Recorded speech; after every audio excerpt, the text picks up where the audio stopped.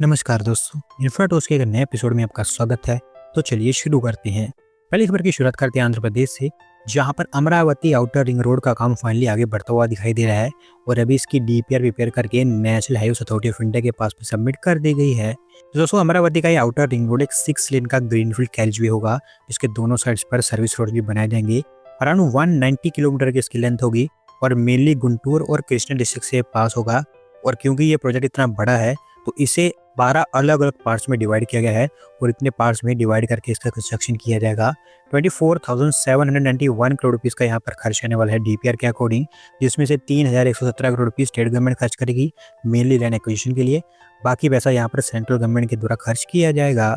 अगली दो अपडेट चेन्नई से है, जहां पर एनएचएआई चेन्नई के अंदर भी एक एलिवेटेड कॉरिडोर का कंस्ट्रक्शन स्टार्ट करने जा रही है और इसी के अंतर्गत ऐसा बताया गया है कि भारत का पहला इंटीग्रेटेड बीआरटीएस सिस्टम भी डेवलप किया जाएगा।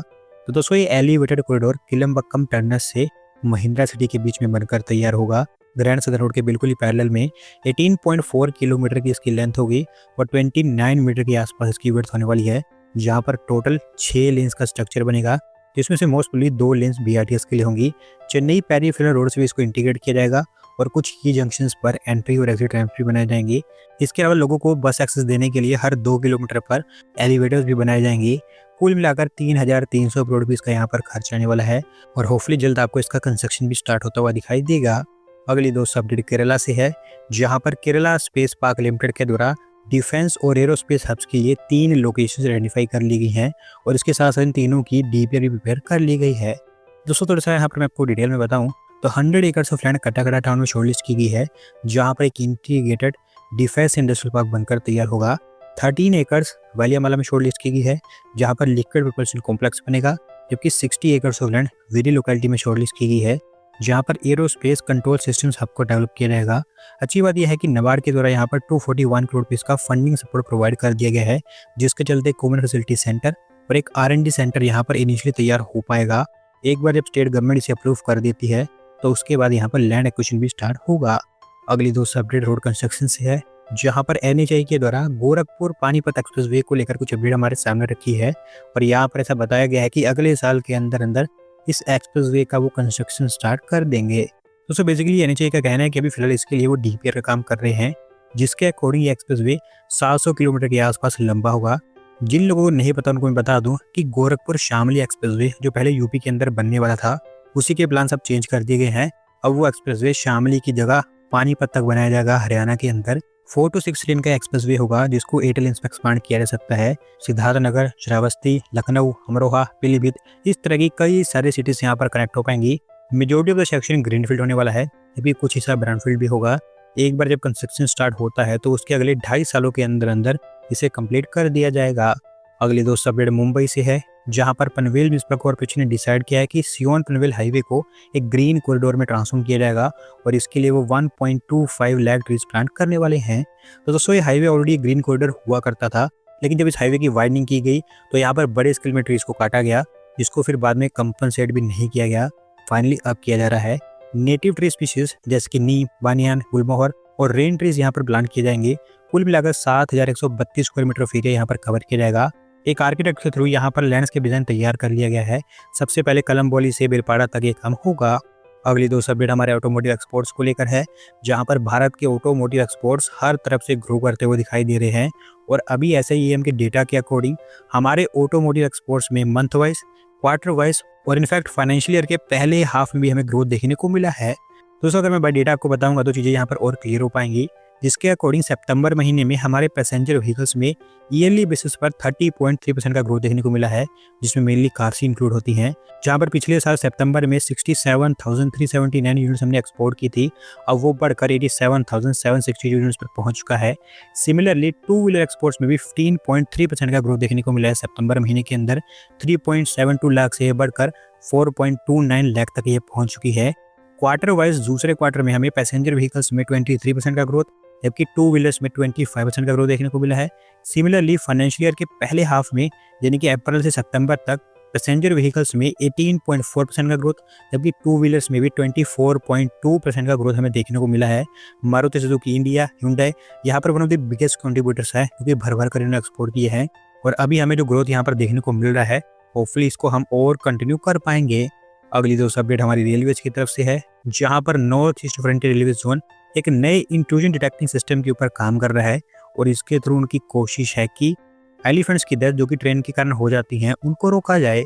दोस्तों आप जानते हैं कि हमारे देश के अंदर बहुत सारी ऐसी रेल लाइन्स हैं जो कि फॉरेस्ट और प्रोटेक्टेड एरिया से गुजरती हैं, जिसके चलते कई सारे एनिमल्स के साथ ट्रेन का एक्सीडेंट भी देखने को मिलता है और इसी के चलते नए सिस्टम्स को डिप्लॉय करना यहाँ पर ज़रूरी बन चुका है ताकि इन चीज़ों को रोका जाए। अभी फिलहाल अलीपुरद्वार डिवीजन में टोटल 4 डिवीजन में इसी तरह के पायलट प्रोजेक्ट के ऊपर काम किया गया है, जहाँ पर ऑलमोस्ट 60 किलोमीटर के रोड पर सिस्टम सक्सेसफुली डिप्लॉय कर लिया गया है और सक्सेसफुली टेस्ट भी किया गया है। और क्योंकि सक्सेसफुली टेस्ट हुआ है तो इसी के चलते अब 150 किलोमीटर का और रोड कवर किया जाएगा। इस सिस्टम के अंतर्गत होता यह है कि advanced optical fibre sensing technology deploy कर दी जाती है रेल ट्रैक्स के अलोंग, जो एलिफेंट्स की मूवमेंट्स को ट्रैक करता है और फिर उसके बेसिस पर लोको पायलट्स को सिग्नल मिल जाते हैं, जिससे कि फिर वो अपनी एडजस्टमेंट्स कर पाते हैं और इसी तरीके से यहाँ पर एलिफेंट्स को बचाने की बात की जा रही है। अगली दोस्तों अपडेट फिर से रोड कंस्ट्रक्शन को लेकर ही है, जहाँ पर सेंट्रल गवर्नमेंट ने डिसाइड किया है कि देश के अंदर गोल्डन क्वाड्रिलेटरल प्रोजेक्ट का दूसरा फेज भी डेवलप किया जाएगा और इसके अंतर्गत भारत के मेजर इकोनॉमिक हब्स को अब हाई स्पीड एक्सप्रेसवे से कनेक्ट किया जाएगा। दोस्तों आप जानते हैं कि देश के अंदर गोल्डन क्वाड्रिलेटरल के पहले फेज के ऊपर काम हो चुका है, जहां पर नॉर्थ साउथ और ईस्ट वेस्ट कॉरिडोर बनाए गए हैं।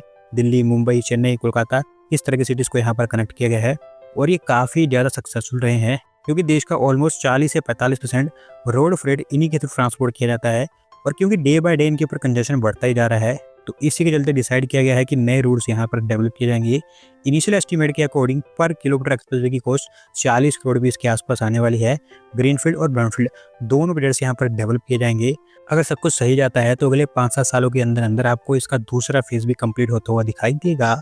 अगली दोस्तों अपडेट मुंबई मेट्रो से है, जहाँ पर सिडको के द्वारा मुंबई मेट्रो के लाइन 8 की डीपीआर तैयार कर ली गई है और फर्दर रिव्यू और अप्रूवल के लिए अब इसको महाराष्ट्र सरकार के पास में सबमिट किया गया है। दोस्तों मुंबई मेट्रो के लाइन 8, जिसको गोल्डन भी कहा जाता है, ये एक नया लिंक होगा मुंबई से नवी मुंबई के बीच। स्पेसिफिकली ये मुंबई एयरपोर्ट को नवी मुंबई एयरपोर्ट से कनेक्ट करेगा।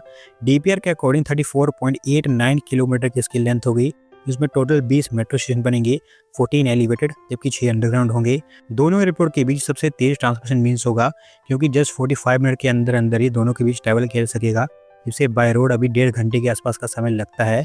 अगर महाराष्ट्र सरकार इसको अप्रूव कर देती है तो फिर उसके बाद इसे पब्लिक इन्वेस्टमेंट बोर्ड के पास सबमिट किया जाएगा और अगर वहां से भी अप्रूवल मिल जाती है तो फिर यूनियन कैबिनेट की लास्ट अप्रूवल इसे चाहिए होगी। अगली दोस्तों अपडेट नोएडा से है, जहां पर यूपी टूरिज्म नोएडा के अंदर स्पेसिफिकली गौतम बुद्ध नगर डिस्ट्रिक्ट के अंदर एक टूरिज्म डेस्टिनेशन को तैयार करने जा रही है और इसको लेकर उन्होंने प्लानिंग स्टार्ट कर दी है। दोस्तों यूपी टूरिज्म का कहना है कि ये बेसिकली एक हॉस्पिटैलिटी हब होगा, जिसको सेंट्रल गवर्नमेंट की 1 स्टेट और 1 ग्लोबल डेस्टिनेशन पॉलिसी के अंतर्गत तैयार किया जाएगा। नोएडा आईटी सिटी के पास ये बनकर तैयार होना है 100 एकड़ के एरिया में। मेन हाईलाइट यहाँ पर कन्वेंशन सेंटर और मेडिकल हब होगा। कन्वेंशन सेंटर में कॉन्फ्रेंस, मीटिंग्स, एग्जीबिशन और पब्लिक अवेयरनेस प्रोग्राम्स ऑर्गेनाइज किए जाएंगे। 1000 के आसपास इसकी सीटिंग कैपेसिटी होगी। ओखला बर्ड सेंचुरी को भी इसका हिस्सा बनाया जाएगा। हालांकि यूपी में सिद्धार्थनगर और कलिंजर फोर्ट को भी इसके लिए शॉर्टलिस्ट किया गया है, लेकिन सबसे पहले नोएडा के अंदर ही काम होगा। आज की दोस्तों आखिरी अपडेट हमारी रेलवेज की तरफ से है, जहां पर रेलवेज के द्वारा उड़ीसा में एक नई रेल लाइन को लेकर टेंडर फ्लोट कर दिए गए हैं और अभी आप ऑफिशियली कह सकते हैं कि इस रेल लाइन के ऊपर काम स्टार्ट हो रहा है। तो दोस्तों यहाँ पर बेसिकली मैं उस रेल लाइन की बात कर रहा हूँ जो खोरदर रोड से गंगाधरपुर के बीच बनकर तैयार होगी।